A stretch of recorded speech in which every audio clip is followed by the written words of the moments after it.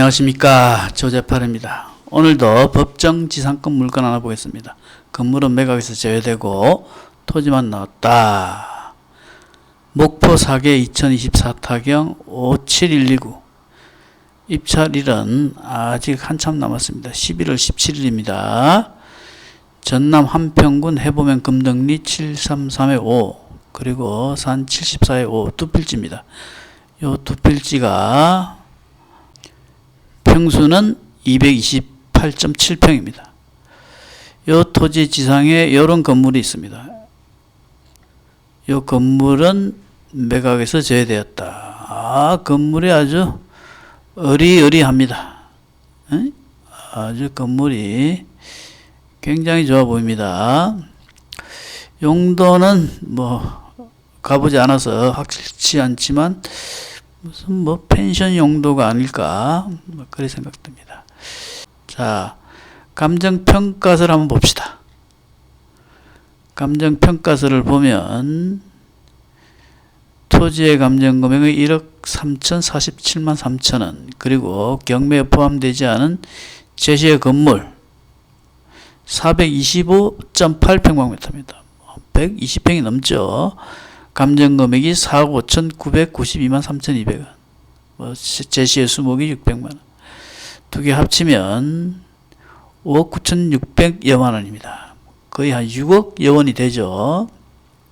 자, 그런데 현재 토지만 경매에 나왔다. 법정 지상권은 현재 자료만으로 봐서는 알 수가 없습니다. 다만 저당권 설정 이전부터 건물은 소재했다. 위성지도를 보니까 그렇다는 겁니다. 따라서 토지의 소유자와 건물의 소유자 같은 상태에서 저당권 설정이 되고 경매에 들어갔다면 성립합니다. 다만 토지의 소유자와 건물의 소유자 다르다면 성립하지 않겠죠. 여하튼 건물의 소유권에 대해서는 이 기록만으로는 알 수가 없기 때문에 일단 성립한다고 보고 접근하면 됩니다. 자, 다시 말씀드리지만 건물의 감정금액이 엄청나죠. 우리가 법정지상권 물건을 할 때 건물 철거, 법정지상권이 성립하지 않아 건물이 철거되면 좋겠죠. 굉장히 큰 압박이 됩니다. 그러나 건물의 재산권을 제한한다는 측면도 있습니다. 건물의 아까 금액이 얼마였습니까? 건물의 감정금액이 4억 5,900. 4억 5,900만 원짜리 건물의 재산권을 제한하는 거죠. 예를 들어서 대출을 좀 받고 싶어도 대출을 받을 수가 없고, 또 매매를 하더라도 토지가 없는 건물만 매매하는 건 쉽지 않죠. 따라서 이런 물건은 건물주가 토지를 낙찰받아서 정상화를 시키는 게 가장 일반적입니다. 그러나 경매라는 게 높은 금액 쓰는 사람이 낙찰을 받게 됩니다. 감정금액이 1억 3,047만 3천원이고 현재 최저가는 7,306만 5천원. 거의 절반 가격 가까이 떨어졌습니다. 자, 여기서 법정지상권이 성립한다고 가정을 했을 때 우리가 할 수 있는 것은 지료 청구뿐입니다. 지료 청구. 지료 청구를 하더라도 충분한 수익률은 보장이 된다. 지료를 감정하게 되면 통상 토지의 감정금액에서 한 3에서 4%. 4%라고 하면 4, 32, 4에서 520만원. 연간 520이라는 얘기죠. 7,300만 원이고 현재 최저가는 연간 500여만 원이면 연 7% 가까운 수익률이죠. 그렇죠. 7천만 원 계산하고 77이 49, 490만 원입니다. 자, 그럼 법정지상권은 성립한다 이거야.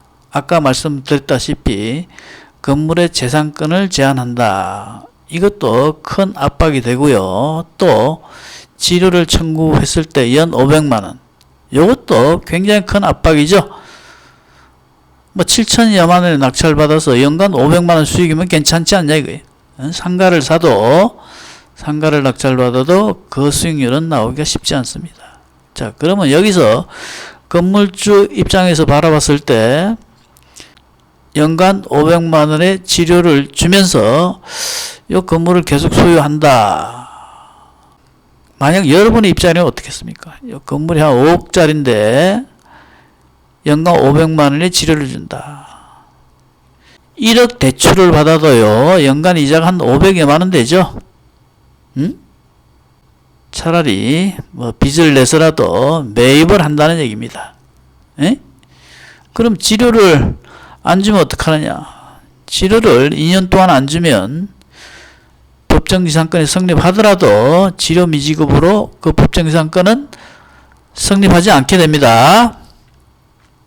따라서 이 물건은 법정지상권이 성립하든 성립하지 않든 뭐 별 상관이 없다. 물론 성립하지 않으면 더 좋겠죠. 그러나 이 가격이라면 지금 거의 절반 가격이죠. 절반 가격이고 건물의 상태가 이렇게 좋고 그리고 지료 수익이 이렇게 보장이 된다면 그러면 거의 쉽게 해결됩니다. 우리가 법정지상권 물건을 취급하는 이유가 뭡니까? 에? 건물 철거, 지료 청구, 건물의 재산권 제한 등 이렇게 압박을 하는 거 아닙니까? 물론 건물을 싸게 매입할 수 있으면 더 좋고요. 여하튼 이 건물주 입장에서는 건물이 5억짜리다. 5억짜리인데 땅은 7,300이다. 건물주가 이 땅을 인수해야 됩니다. 인수해서 활용을 해야 되겠죠. 그리고 이것도 보존등기도 내고 준공검사도 받고 그리고 보존등기를 내서 또 대출을 받든 거 활용을 해야 되겠죠. 특히나 토지의 가격은 7,300이고 건물 가격이 5억이다. 이런 경우는 거의 쉽게 해결됩니다. 이렇게 생각해 보세요.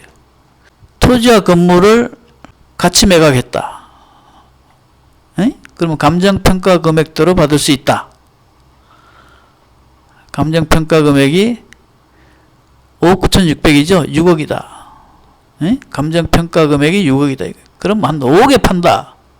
4억에 판다. 같이 팔았을 때 그럼 팔아서 좀 나눠 써도 된다는 얘기입니다. 그렇죠? 그래서 이렇게 토지 가격 대비 건물의 가격이 굉장히 비싼 경우에는 쉽게 해결된다. 그런 말씀을 드립니다. 위성지도 한번 볼까요?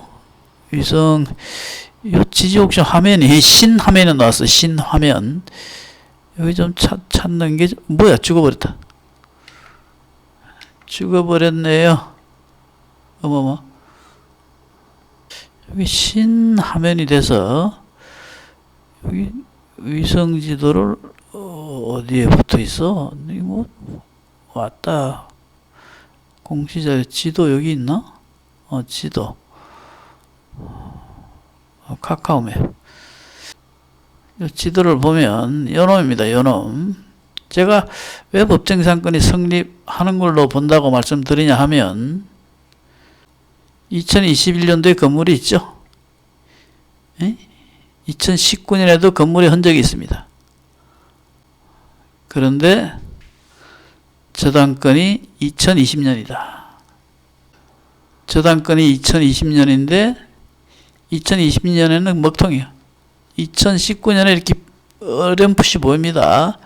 그래서 어느 정도 2020년 저당권 설정할 때쯤이면 독립된 건물의 요건을 갖추지 않았을까.